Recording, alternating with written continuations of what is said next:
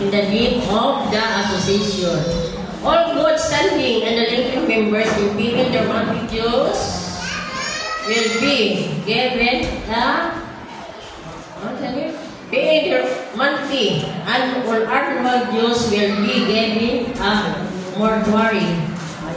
All good standing. Francis will see hard copies of its.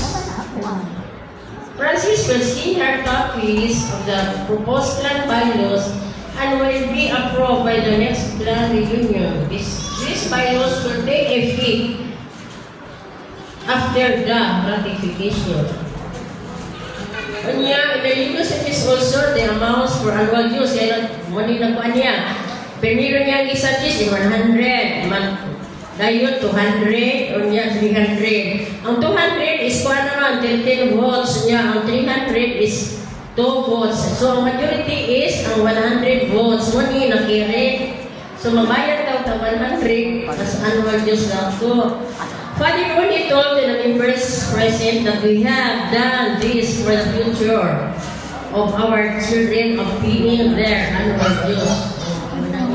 The father only also asked Emil addresses for his family clan and to give the Rosie clan secretary so that she can sell to them a hard copy of Bible.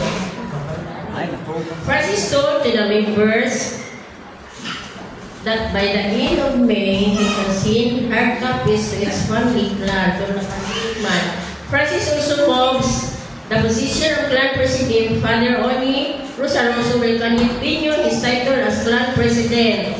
The different member of the board of directors for his clan family. Kainusin siya ang representative si Emilio Oftana. Pero ang manunod ato isa siya.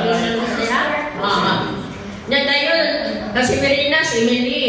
Kamakario si Wolford na siya. Wolford Dolia. Marciano wala gina representative kami iwan yun.